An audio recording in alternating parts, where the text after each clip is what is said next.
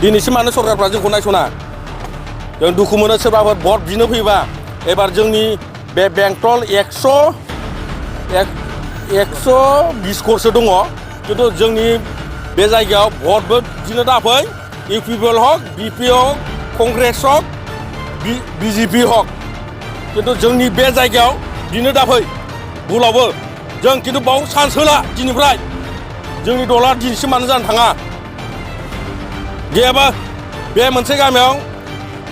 3-4 हाजारसो भट मोनो मोनसे गामियावनो बेसेबांबा गोबाव समानो जाबाय माने 17 बोसोर बिटिसि सरकारा माने बिपिएफ सरकारा खुंथाय समावबो जा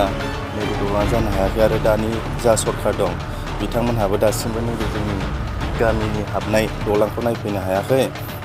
गारि गाहायाव गोग्लैलांबाय मानसिया जेबो जायगासो बाइकआ बायनानै थांदों माने जों दानि सरकारखौ अननानै जोंनि खाथियावनो दङ जयन्त आरो फेरेंगा सार दङ जयन्त सार दङ बेफोर अननानै जोंनो रेफारिंफोर खालामोबा जों बहुद गोजोननाय मोनगौ सिगांनि समावबो 17 बोसोर जाबाय बिपिएफ सालायनाया बिपिएफफ्रा दासिमबो बानायनो होनो हायाखै मानि थाखाय बानायाखै जोंनि न'खर जोंनि गामियावथ' ओनसोलाव दङ जोंहा 100 बेसेबांबा घर दङ थाबायग्रा मानसिया 100 बेसेबांबा दङ न'खरावथ' 97 ना बेसेबांबा दङ डाबल भटबाबो बेसेबां जायो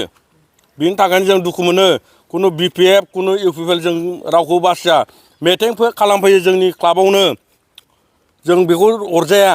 खिन्थु जोंनि दालाङा मानो दिनैसिम जाया जों बयखौबो सापर्ट होयो जों बयखौबो गाज्रि मोना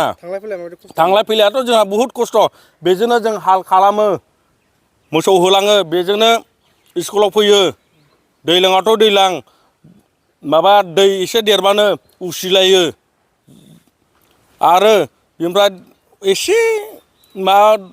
बानाया बारा जाबाथाय दलाङा मावजोबो थाबायनो हायि बायदि ओरै मावख्लांनाय फैयो जोंना बेनि थाखायनो गारि मथरथ' सोनो हाखाया जुदि गारि मथर सोयोबा गावखौनो गाव खैफोदावसो खोख्लैनो लानाय जायो जोंथ' बहुद गोजानजों गिदिंनांगौ जायो खिन्थु बेंटल गामियाव 4 किल'मिटारथ' नङा एसे खम जागोन आरो बाराबो बुङा जोङो खिन्थु बिपिएफ इउपिपिएल जों खोथा गैया जोंहा सरकारा जाय एबार जोंनो भट बिगोन जों बेखौ दालांखौ बानाय बेनो टटेल जों भटखौ होजोबगोन मानो बानायाखै जोंथ' मिथिया दाख्लै इउपिपिएलनि फैबाय इउपिपिएलाबो नायस'नासै बिपिएफआथ' थांबाय इउपिपिएलाबो दा दिनैसिम खबर लानो लायासै 1 नाम्बार 2 नाम्बार बेजों थाबाय जोंहा बेनिफ्राय एकदम बेंटल हाई सेकेन्डारि स्कुल ओरैनिफ्राय सेरफांगुरि दुनाबारि रानिखाटा थांजोबो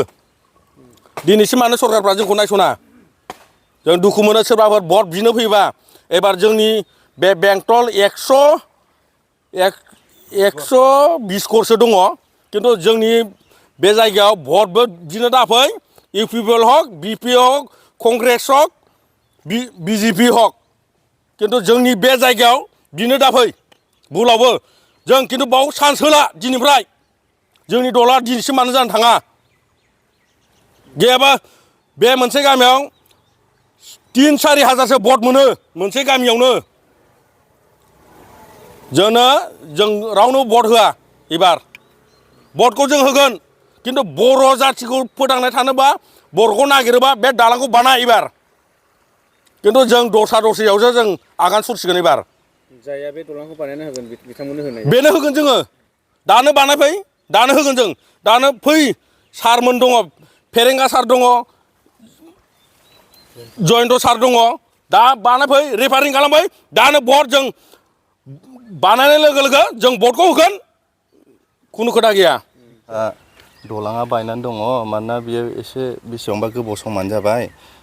माने 17 बोसोर बिटिसि सरकारा माने बिपिएफ सरकारा खुंथाय समावबो जा नैबे दलाङा जानो हायाखै आरो दानि जा सरकार दं बिथांमोनहाबो दासिमबो नैबे जोंनि गामिनि हाबनाय दलांखौ नायफैनो हायाखै मानोना जोंहा गासिबो माने खेथियकफ्रानो दैज्लां समावहाय माने बेजोंनो लांलाय लाबोलाय हालफ्रा खालामनानै बेजोंनो आबाद मावहैयो औ आरो बेजोंनो लोगोसे ओरैहायबो गोबां गामियानो दङ जोंना मेन गामियानो ओरैहाय जोंना बेंटल गामि माने फुंखा क्लाबनि रायजोआ बुरजायैनो दङ बेनिखायनो जोंहा दा गोबां खस्थ' गोलैनानै दं आरो दहाय फुङाव माबाफोर जाथाय जादों नामा बेफोरलाय? दहाय फुङाव एक्सिडेन्टआ दहाय फुङाव आङो खोनानाय बादिब्ला एक्सिडेन्ट जानाय जाथायखौ खोनादों माने दालाङाथ' दा बायनाय अबस्थायावनो दं नालाय दा जोंहा स्कुलनि गथ'फ्राबो गोबां फैयो बे टाइमावनो एक्सिडेन्ट जानाय जाथायखौ खोनानो मोन्दों आङो जेनेबा दालाङा बायबाय नामा? दालाङाथ' दा बायनानै दङ। बेसे गोबावनिफ्राय बे दालांनि अबस्थाया माबायदि जानानै दङ? बे दालांनि अबस्थायाथ' एसे गोबावानो जाबाय ओरैनो खय बोसोरसो जाखो बे? बायनायाथ' बोसोरसेयानो जाबाय बोसोरसे मावबाय थानाया बादियानो जाबाय आरो माने अबस्थायानो गैखालामोन ओरैनो खुनुरुखुम ओरैनो खांलायनानै रिपेयारिं खालामनाय बेल' जायो आरो गोदान लामा बानायना होआखै नामा? रावबो होआखै गोदान लामाथ' गैया बे दासिमाव बानाय जायाखै। बे दालाङा माला बाया जेनेबा दहायसो बायदोंना? नङा बे दालाङा एसे गोबावानो जाखाबाय सय मासआ थेवब्लाबो जोङो खस्थ' मस्थ'यै बेजोंनो थांलाय फैलाय खालामनाङो आरो उफाय गैयैयावहाय बे ओमफ्राय दा मा खालायगोन नोंसोर सरखारा? दाथ' जोङो सरखारनियाव बेखौनो लुबैयो जे दाथ' नैबे जोंना बेंटलाबो माने साननैसोनि उनावहाय टाउनशिप जानो थांगासिनो दङ बेनिखायनो दा बेबादि ओनसोलावहाय बेबादि दालाङा थानो समायला आरो माने फुरा मोजां जानांसिगौ दा जोङो सरखारनिफ्राय बेखौनो लुबैयो जे थाबैनो नैबे दालांखौहाय मोजाङै बानायना होयो आरो जेनेबा ब्रिजनि जायाबाबो जाहाथे रिपेयारिंनि थाखाय